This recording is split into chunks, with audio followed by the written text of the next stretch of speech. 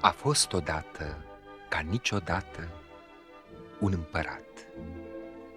Împăratul trăia într-un castel înalt, din piatră cenușie, cu turnuri înalte, țuguiate, ce se vedeau departe, departe, peste văi și peste deal.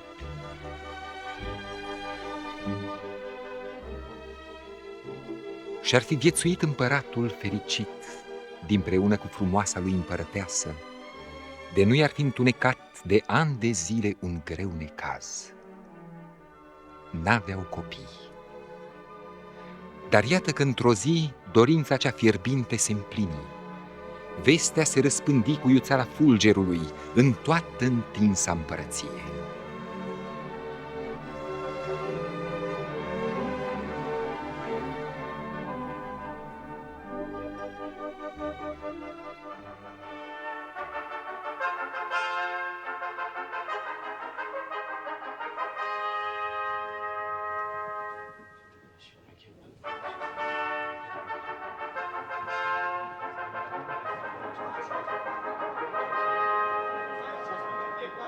Oameni buni, ascultați cu luarea minte, ascultați și vă veseliți de bucuria cea mare ivită la castel. Împăratul vă poftește grabnic pe toți chiar azi la praznic. Căci împărăteasa i-a dăruit nu o fată mai minunată ca raza cea dintâi a lunii. Veniți, dară, cu mic, cu mare, la palat! Așteaptă masă întinsă, aleasă și bogată. Veniți să cinstiți cu toții, cum se cuvine, copila cea îndelung visată.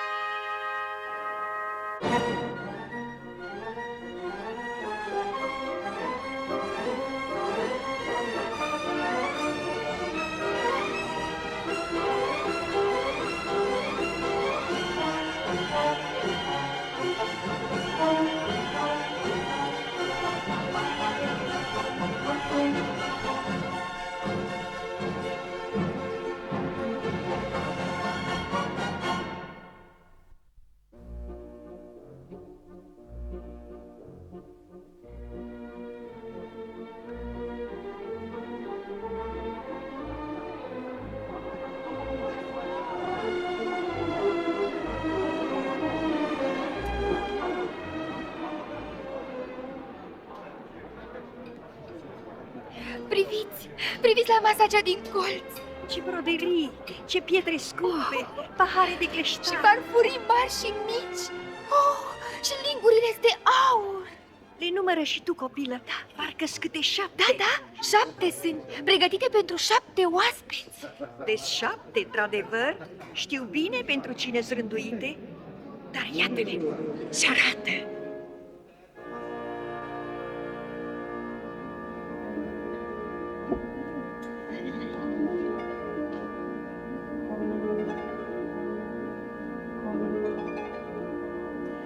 Cine sunt fetele acestea minunate, învășmântate, toate în strai de mătase?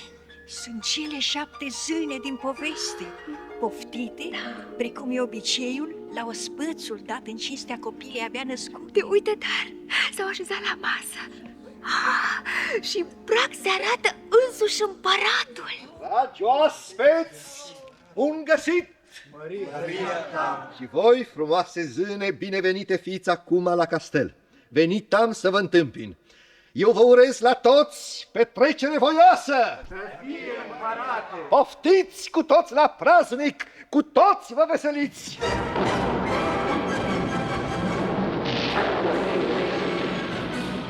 Mai mie, ce-i vuietul acesta? Ce se petrece oare? E zâna cea bătrână și n-are loc la masă. Va scălbeși cu toți la față. Sunt zâna cea bătrână. Da, chiar zâna cea bătrână. Uitată, nepoftită la ospăț. Cinstită, prea cinstită zână, rogul-te, ne iartă. O vină grea ne apasă, recunosc. De vină suntem deopotrivă și eu și împărăteasa. O vină ce-o-ți plăti o scumpălit împărat. Ne iartă, te rugăm cu plecăciune. De te-am uitat, de-am greșit și precum trebuia nu te-am vestit, e pentru că de 10 de ani pe ăsta rând, pe cât se știe, n-ai mai călcat. Împărate, păcatul vostru-i greu, căci au fost în acești ani pe lângă voi. Colo, în pădure, într-un luminiș amuniatac. Știut e doar de o bufniță bătrână. Și acum, împărate, să-mi spui unde mi-e locul? Locul tău? Firește, dau porunc acum pe dat. Slujitor, un jilț și farfurii de aur și tot ce trebuie la masa zânelor, în capul mesii. Slugă preplecată, împărate, îndură-te, ne iartă. Eu am tocmit, precum ți-a fost porunca, doar 7. 7 jilțuri aurite, 7 bliduri poleite, linguri, atâta doar 7. Așa cum potrivit din cele obișnuite. Ne iartă, prea cinstită, uitarea, ba chiar graba, turburată au prevederea. Te așează, rogute, la masă. Slugile au adus, precum se vede, ce ție de trebuință. Mă-i așeza eu, fie, mânca voi la un loc și deopotrivă cu oamenii de rând, în blide tuciurii de piatră. Dați-mi și o lingură de lemn. Așa! Și acum, priviți! Le-am prefăcut în aur și scaunul la fel, mai sclipitori acum ca șilțul împărătesc. Sunt zâna cea bătrână, o zână din povești. Se cuvenea, o știți prea bine, ca să fiu cinstită deopotrivă cu toate zânele de față. Precum vedeți, vărguța înfermecată le-a rânduit la toate rostul. Și acum, de asculți a mea povață, slăvite împărate, dă poruncă ospățul să înceapă. Poruncă dau să înceapă ospățul și lumea toată să se veselească, să cânte muzicanții, mesenii să petreacă.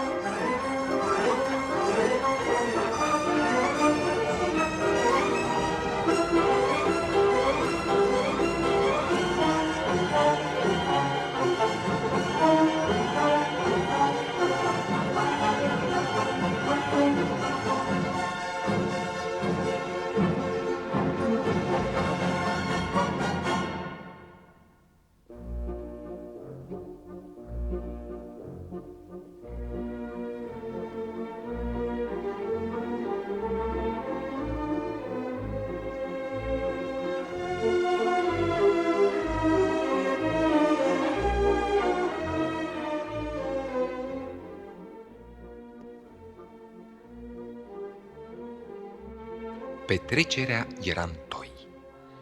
Slugile aduceau într-una tăvi mari de argint, cu bunătăți învietoare, și vinul auriu curgea mereu în cupele ce se înălțau neîncetat. Într-un târziu se arătă și împărăteasa. Veghease până atunci crăiasa somnul dulce al bucuriei lor. Acum copila era trează. Mesenii înălțară paharul în sănătatea mamei și a copilei sale și apoi se împățișară rând pe rând în fața noii născute cu dar sfios, ori dar semeț, precum li era puterea.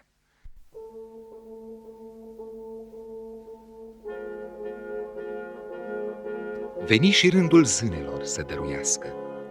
Aveau și ele daruri pregătite pentru frageda prințesă, numai că erau nu daruri din cele obișnuite și lumești, ci altele, de acelea ce doar în basme pomenești. Erau daruri de preț pe care avea să le primească prințesa mai târziu. Și astfel, când zarva se mai potoli, zânele, cele 8, se adunară roată în jurul noii născute. Privește, fata mea, zânele stau roată în jurul copiliței, precum le obiceiul. Dar ai băgat de seamă, zâna cea mesină s-a pitit după perdea. De ce? Nu știu, taci și o vedea. Acum ascultă cu sfială și vei afla ce har îi dau crăiesei nou-născute.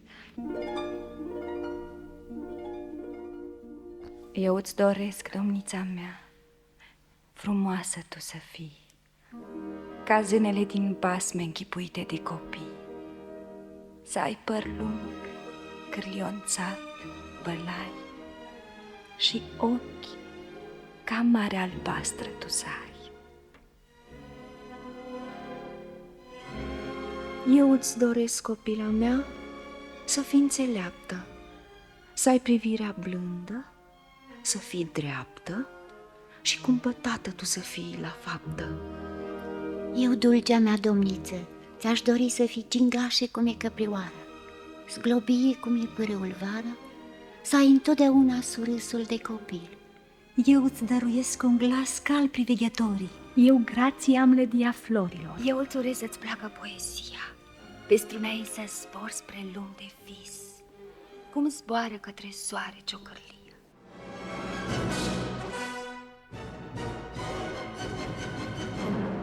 Și acum, fata mea, e rândul bătrânei zâne. Jește afurisita. Te pomenești că se va răzbuna. E rândul meu acum. Și iată ce-ți urez, copilă-si de fie. Îndeplinească-se toate urările rostite de zânele surate. Fie, îndeplinească-se cu toate. Dar când îți va fi lumea mai dragă, îți urez să te înțepi la deget cu un fus, iar fusul acesta să-ți aducă moartea! Oh, zână prea cinstită, amar ne pedepsești! Zâna mea bună, în genunchi te rog, nu mi-o sândi copila la moarte timpurie. Îndură-te, preschimbă-ți vorba. Să o preschimb? Nu pot! Sau poate că nu vreau! Nu vreau!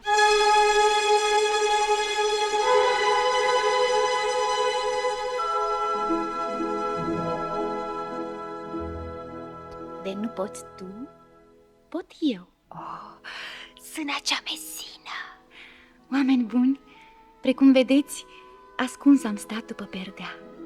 Într-adins eu m-am pitit acolo, căci din clipa în care a venit, zâna cea bătrână a ticluit o răzbunare grea. Făptuit am deci așa, ca să rămân la urmă, să pot schimba urarea ce-am bănuit că va fi rea. Să o schimbi? Cum de cutezi? Am spus așa și așa va fi! Se va înțepa la deget cu un fus, iar fusul acesta îi va aduce moartea! Moartea!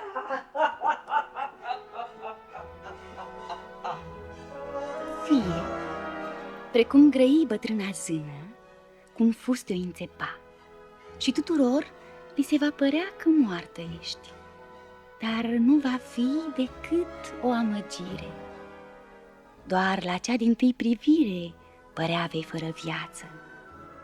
surâsul nu o să-ți piară de pe față și nici bujorii din obraj, căci nu te muta moarte, ci somnul lin și dulce ființa-ți va cuprinde. Va fi un somn adânc, tihnit și plin de vise, vis lung cât 2 vieți. La capătul acestui vis de vrajă, ce va dura neîntrerupt de 2 ori 50 de ani,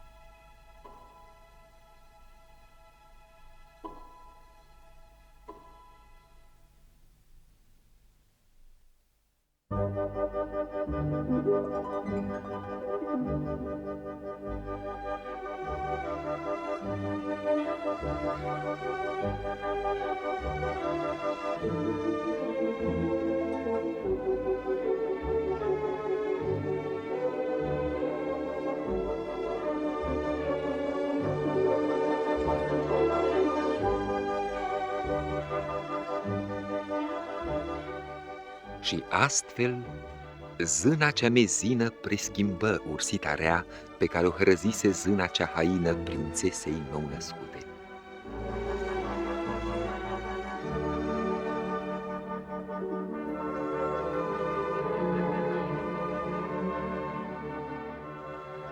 Dorind să o ferească de somnul ca de moarte, a cărui prevestire întuneca adesea traiul voios de la castel, împăratul dăduse poruncă neclintită, chiar din noaptea celui neuitat ospăț.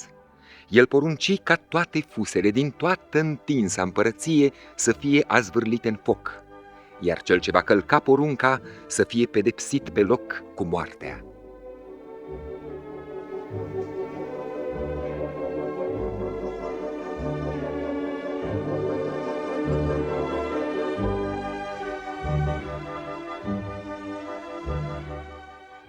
Urmară ierni cețoase, veri albastre și toamne rugini.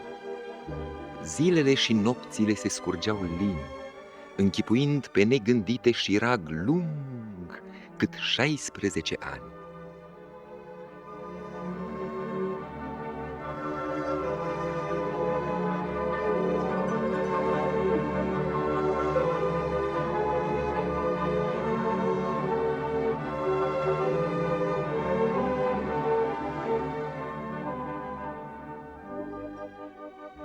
Și iată că într-o dimineață împăratul cel de miază noapte îi pofti pe toți la vânătoare.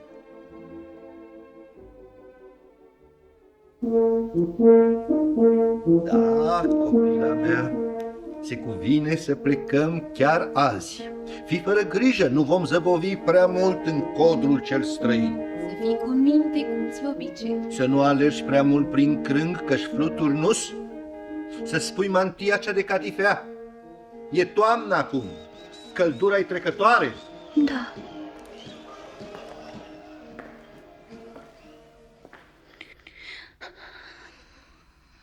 S-au dus?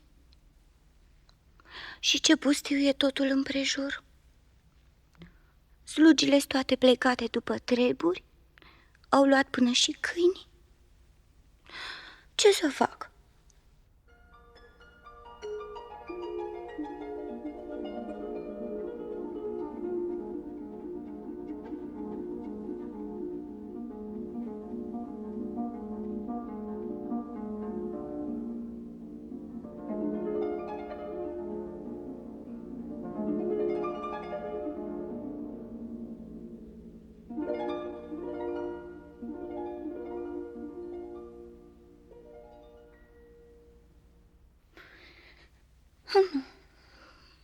Nu-mi vine a cânta.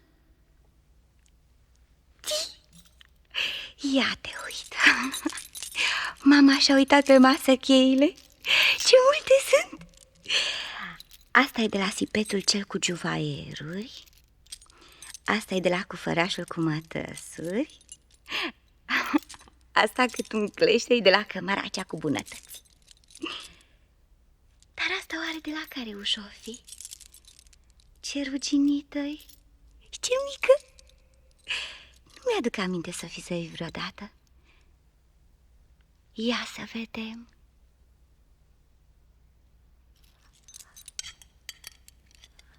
Aici nu.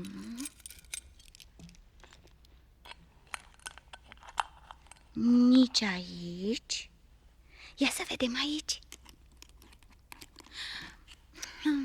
Nu se potrivește. Să mai încerc la ușa aceasta. Ia te uită ce scară întortocheată. De parcă ar fi un melc de piatră. Ce văd? O ușă fericată. Te pomenești că aici se potrivește. Ia să deschid.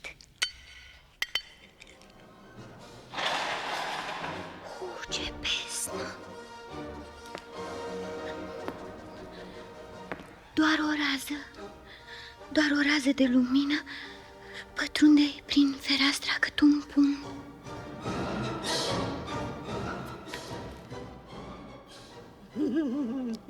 Vai de mine, m-ai speriat. Ce cauți aici, bătrânico? Cine ești? Nu mi-amintesc de fi zărit vreodată. Copila mea, e o poveste veche. Da, o poveste de o vârstă cu tine. O poveste? Da. Rogu-te mi-o spune. Nu, copilă. Acum nu e vreme de spus povești cu zâne. Căci uite, am o treabă. Vezi maldărul acela de lână stacojit? Da? Poruncă mi s-a dat să o torc cu fusul acesta, în fire lungi, subțiri, ca pânza de păianjen. Ce unealtă caragioasă! Fus, ai spus? Da. Nici când n-am mai văzut astfel de jucărie. Un bețișor de lemn gros la un capăt și subțire la celălalt. Ia să vedem, înțeapă?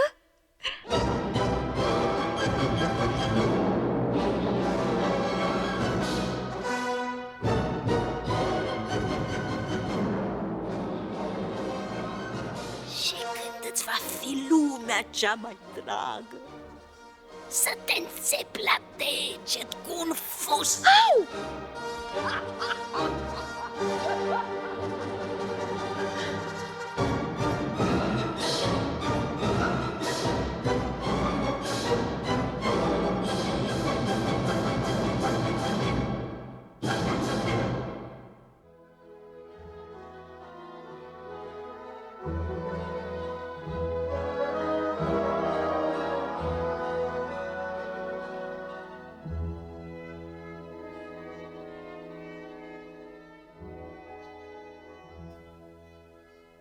Și tuturora li se va părea că tu te-ai dus și moartă ești.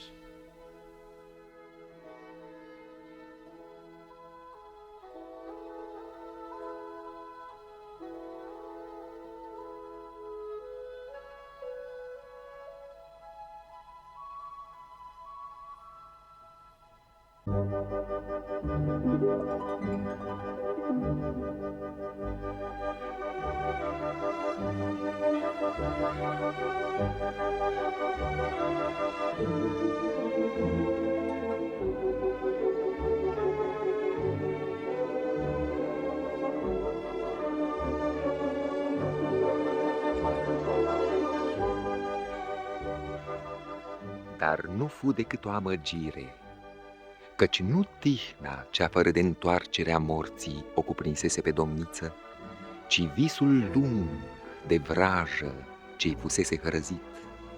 Iar zâna cea mezină, aflând cele întâmplate, porni spre palat, unde de cum ajunse, prinse a poruncii.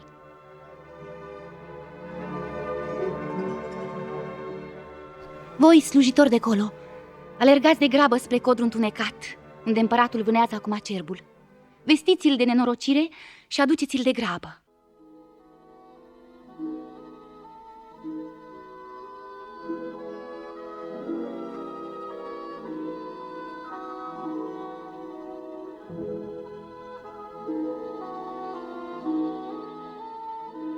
Iar voi gătiți-o pe prințesă.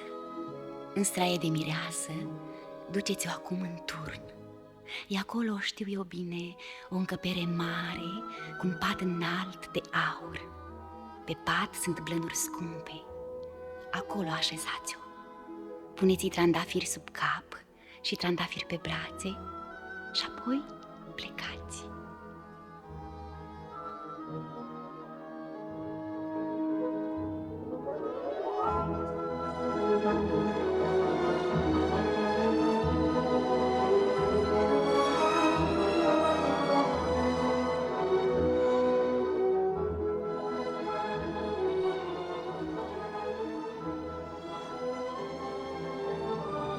Bine ai venit, mărite împărate, și tu, împărăteasă, bine ai venit.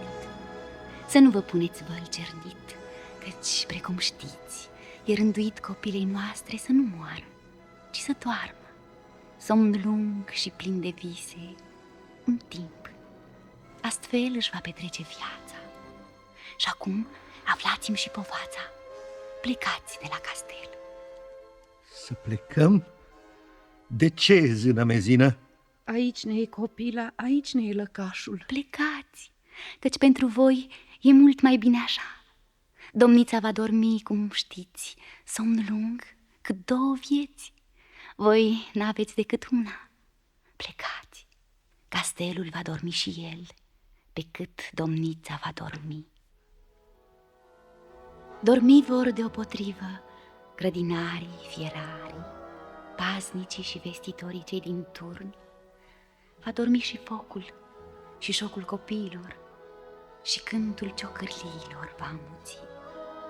Va adormi și cea din urmă floare și lebedele albe de pe lac, căci le prefac acum în umbre plutitoare.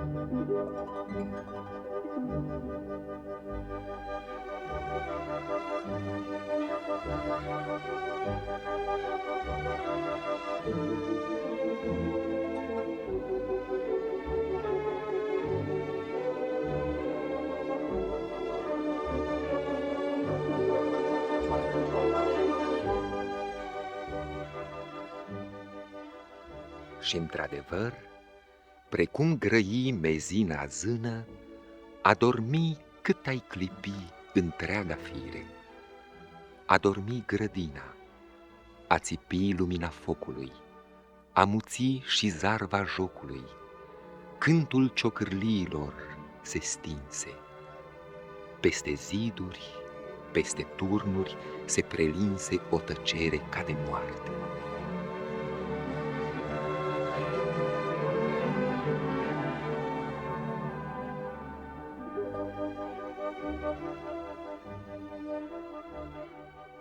Acum castelul doarme dus, somn lung de un veac. Stejarii uriași fac împrejur zid verde nepătruns.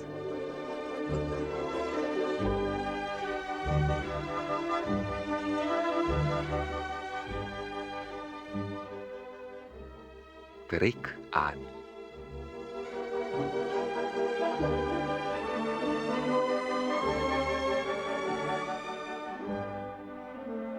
Copacii, cândva tineri, sunt astăzi paznici falnici, cu coroane uriașe, coroane ca din basme, ce și-au schimbat podoaba de 99 de ori, căci 99 de veri trecutau de când prințesa doarme.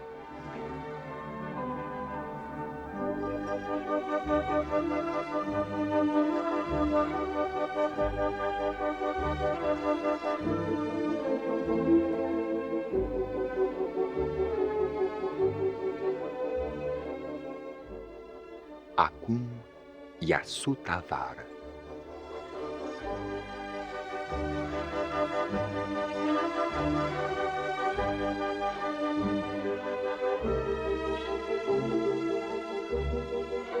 Feciorul împăratului din țara de la poalele muntelui pornește nerevărsat de zori la vânătoare.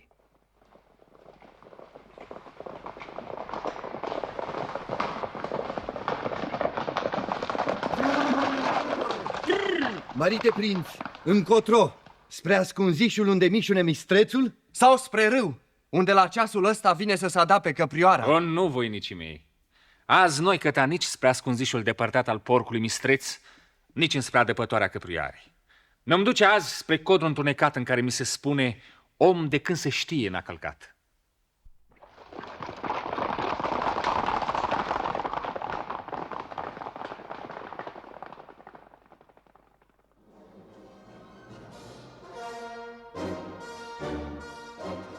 Prințule, frumosule, codru e zid viu, zid ferecat, ce apri cocrotește castelul fermecat. La vreme te oprește, colo sus, în palatul cel de pe stânca neagră cocoțat, se adună în miez de noapte vrăjitoarele. Oh, se adună, chiuie și se rotesc în dansul hâd al morții, iar celui ce cutează dansul cel fără seamăn să-l privească, nu-i mai este dat decât o zi pe ăsta râm să viețuiască. Îți mulțumesc din inimă că îmi porți de grijă, bătrânico. Dar crede-mă, povestea ta nu mă înspăimântă. Dimpotrivă. De ea, așa cum spui, mă voi lupta și o izbăvi castelul de acele blestemate arătări. De nu, cu atât mai bine. Mă duc, norocul să-mi încerc. Rămâneți deci cu bine.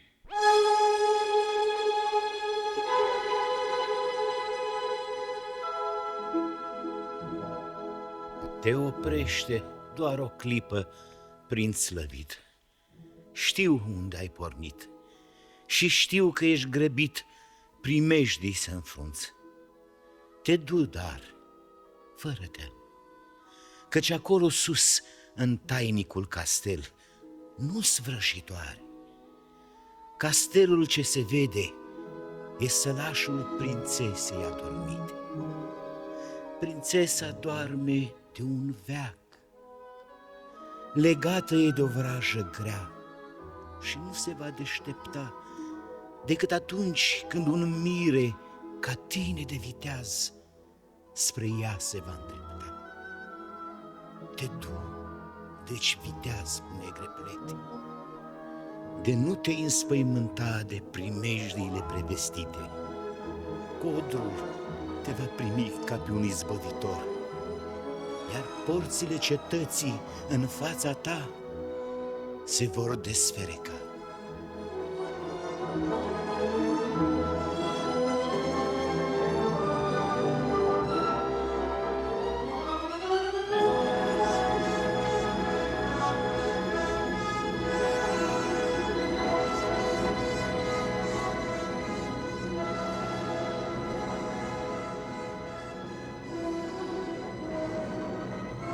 Zid sănăț, ce poartă uriașă, mâncată toată de rugină și o tăcere de mormânt.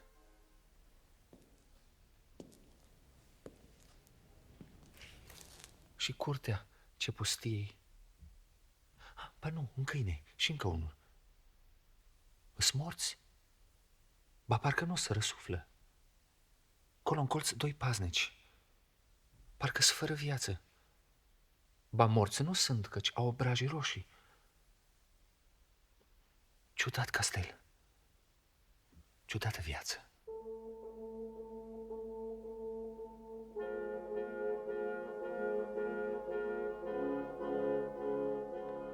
Înflăcăratul prinț, deloc speriat de cele ce vedea, pătrunse în palat.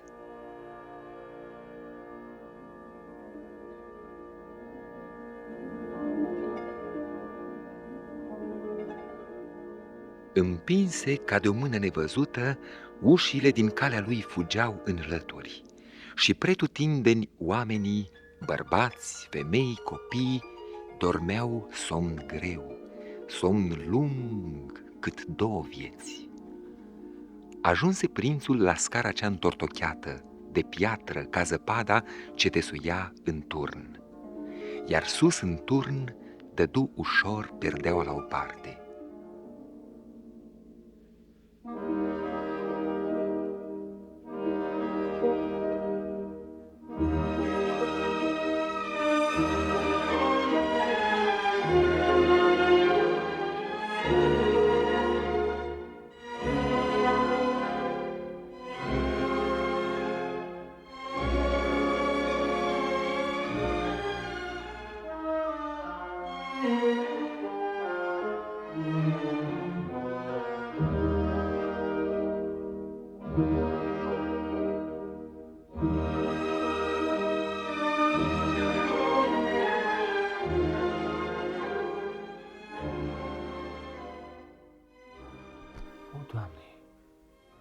Câtă frumusețe! Pe patul înalt de aur, acoperit cu blănuri scumpe, o făptură mai frumoasă ca toate visele copilăriei la un loc. E zână sau a florilor creiasă? E ea, frumoasa adormită. Inima îmi spune că e ea. O, Doamne, e atât de frumoasă copila adormită, că aș cuteza pe când nu știe să o sărut. Sau cred, oare ochilor, frumoasa mea domniță s-a trezit? Oh, prințule frumos, îți mulțumesc. Te știi de când te aștept. În visul meu ciudat adesea te-am văzut așa cum ești aievea. Veneai din depărtări întunecate, din margine de vis și viață. Goneai din codrul nepătruns ca să mă descătușesc din somnul cel vecin cu moartea. Și acum ești aici. Ajunsai la castel și odată cu venirea ta s-a întors aici și viața. Îți mulțumesc. Rămâi aici. Eu doar mă duc castelul să-l trezesc și să-i vestesc pe toți de bucuria am nemărginită. De vrei, am să-i vestesc și că rămâi aici. Și sărbătoare, fiva, de mire vrei să-mi fii. Prințesa mea, va fi cum vei vrea tu. Cu tine rămânea. Merg să-i vestesc, deci, că sărbătoarea ne va fi îndoită, căci nuntă mare acum vom face.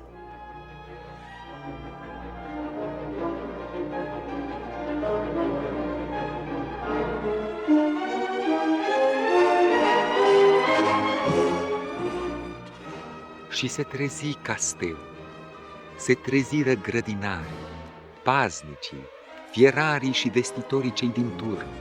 Se trezi și focul, se stârni și jocul copiilor și cântul ciocârliilor se înteți. Se trezi și cea din urmă floare și lebedele albe de pe lac. Și se făcu o nuntă mare, cum poate doar în basme prinții și prințesele mai fac.